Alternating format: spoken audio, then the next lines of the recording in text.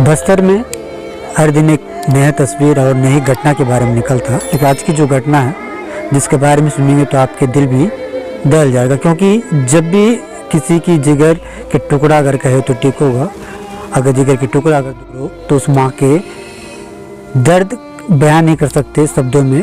लेकिन ऐसा ही एक मामला है बीजापुर के अति संवेदनशील क्षेत्र जो आखिरी चोर में बसा मुदवेंडी से जुड़ कर आया है। 27 तारीख के 2:30 बजे लगभग एक खबर निकल कर आता है जिले में, जिसमें मुदवेंडी का निवासी जो अपनी गाय ढूंढने जंगल गया हुआ था अपनी मां के साथ। इसी दौरान नक्सलियों के आता है जिसकी वजह से उनके पैर में गंभीर चोट था, साथ ही साथ आंख में भी एक चोट, ब्लड की जो है लगातार बह रहा था, जिसकी इलाज जो यहाँ की पास एक कैंप है सीआरपीएफ की, यहाँ पर प्राथमिक इलाज होता है। उसके बाद उन्हें बेहतर इलाज के लिए जिला चिकित्सालय बीजापुर भेजा जाता है। जिस बच्चे की हम बात कर रहे हैं उस बच्चे की ये मकान है। इस मकान को देखिएगा, गांव में इस तरह की मकान होती है। कहा जाता है जिस बालक सबसे बड़ा बेटा रहा, इसी घर का दो उनकी बहनें हैं और एक और छोटा भाई भी है, जो 4 बच्चों का परिवार था।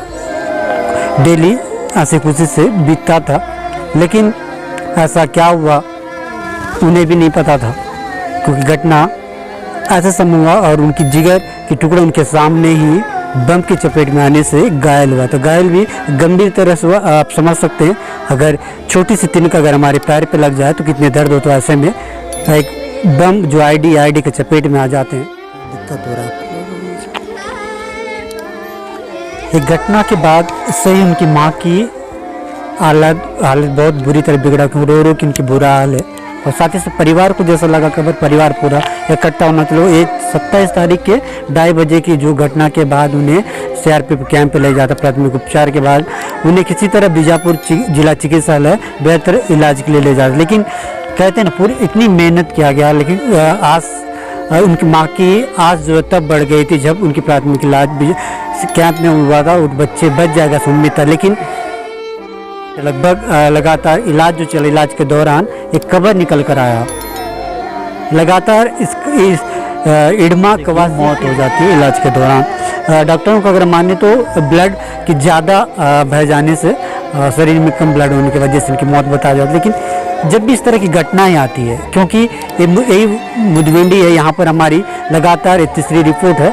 लगातार घटनाओं के बाद घटनाएं होती है। ग्रामीण क्षेत्र भी यहाँ के आदिवासी लगातार मारे जा रहे हैं। तस्वीर आप देखिएगा, मैं चाहूँगा तस्वीर आपको दिखाए, क्योंकि जब अगर इस तरह की खबरें आती है निकल कर आती है, दिलो जान से लोग जो है जो अपने बच्चों को पालन पोषण करते हैं, उनमें कहीं ना कहीं डर का माहौल रहता है। और दुख से निकलना आसान नहीं होता, क्योंकि जब भी अगर उनका बेटा या कोई गुजर जाता है तो आप समझ सकते हैं उनके परिवार में क्या बीतता है। अभी मातम का स्थिति है और माता, उनके परिजन, उनके भाई बहन जो है बच्चे के पास बैठ के उनकी बुरी हालत, उनके चेहरे में देख सकते रो रहे हैं। ये दुख की घड़ी में बताते हुए हमें भी दुख हो रहा है, कवरेज करते हुए हमें दुख हो रहा है। क्योंकि इससे पहले इसी मुदवेंडी से जो 6 माह दूध मुझ जो बच्ची 6 माह की मंगली सोडी है, जिनकी मौत क्रॉस फायरिंग में होता है। उसके बाद कुछ दिन बाद जो तेंदुपत्ता आप कहते हैं, तेंदुपत्ता बांधने के लिए रस्सी जब लेने जाते हैं, तब एक बालक की वहाँ भी मौत हो जाती है।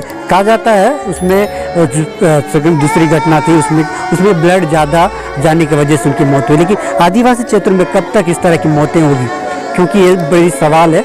जिम्मेदार लगातार मुख्यालय या शासन में जो बैठे वो लोग कहते रहते हैं, लेकिन कब शांति होगी, कब इस तरह की घटना को रोकने में एक कामयाबी अपने आप में सवाल है। कि जब इस तरह की घटनाएं आती है दिल दहलाने वाली जरूर होती है, क्योंकि लोगों की जो ग्रामीण क्षेत्रों में लगातार जंगल जब तक जाएंगे ना, इनकी फेट जो है बरताने, क्योंकि जो भी ये लोग खाते पीते हैं ये सिर्फ जंगल पे ही निर्भर रहते हैं। यही वजह है कि इस तरह की घटनाएं लगातार देखने को मिल रहा है। जो क्षेत्र है जहाँ इंसा अगर कहते हैं इंसा, इस तरह की इंसा है, सिर्फ किसी को लाभ नहीं होगा। लेकिन कब तक इसकी पहल जो है कोई भी नहीं कर रहा है, मध्यस्थता कोई करने की कोशिश नहीं कर रहा है। मुख्यालय में बड़ी बड़ी बातें जो करते हैं, अक्सर कभी कभार सवाल भी उठता है उन पर। आप इन तस्वीरों को देखिएगा, ये तस्वीर में आपको क्या लगता है, क्या वास्तव में जंगल ये लोग कुछ घूमने गए? क्या इस घर को देखकर आपको लगता है कि कोई गलत काम करते हैं लोग? लेकिन इनका क्या कसूर है? जब भी इस तरह की घटनाओं में मौतें होती है, भले ही शासन मुआवजा देती है, लेकिन जान माल का जो नुकसान होता है इसकी भरपाई कौन करेगा? क्योंकि बस्तर अवाम लगातार इस तरह की खबरें आपको दिखाते रही है। पिछली बार हमने पीडिया की दिखाया था, मुठभेड़ी की भी लगातार खबरें दिखा रही है। भी खबर दिखाने का साफ मकसद है आखिर उन जिम्मेदारों को इन तस्वीरों क्यों बनते हैं? क्या वास्तव में आदिवासियों को आदिवासियों से इस तरह की घटनाएं होनी चाहिए? अगर नहीं होनी चाहिए तो क्या इसके लिए किस तरह से सरकार है या जिम्मेदारों को काम करना चाहिए? अगर आप मेरे वीडियो अगर देख रहे हैं तो कमेंट बॉक्स में जाकर जो भी देखते हैं उनके कमेंट, आपके कमेंट सुनकर वो जिम्मेदारों के जो सो रहे हैं वो भी जाग जाए। ऐसे में एक सवाल हमने भी देखा, देखिए मौत के बाद भी लाश को लाने के लिए घर तक सड़क भले बनी हो लेकिन गाड़ी नहीं चलती। ये स्थिति में अगर आप समझ सकते हैं, हो सकता है इलाज में भी देरी हुआ हो, क्योंकि 3 से 4 किलोमीटर हम लोग खुद यहाँ पर पैदल चल कर आए हैं। खबर सिर्फ कवरेज करने की, खबर दिखाने का मतलब आपका ये है कि इस तरह की घटना है कब रुकेगी, ये सवाल है उन जिम्मेदारों पे जो लगातार ये कहते हैं कि बिल्कुल शांति व्यवस्था लोगों के लिए हम सब कुछ कर रहे हैं। तो अगर सब कुछ कर रहे हैं तो घटनाएँ क्यों हो रहा है? अगर बस्तर अवाम की अगर इस तरह की रिपोर्ट अगर आप देखना चाहते हैं तो बस्तर अवाम की चैनल में अगर आप नए हैं तो चैनल को सब्सक्राइब जरूर करिएगा, शेयर जरूर करिएगा और चर्चा भी होनी चाहिए। अगर आपको लगता है तो कमेंट बॉक्स में ज़रूर लिखिएगा। हम कोशिश करेंगे इस तरह की वीडियो या आपके कमेंट्स पर वीडियो बनाने की कोशिश करेंगे।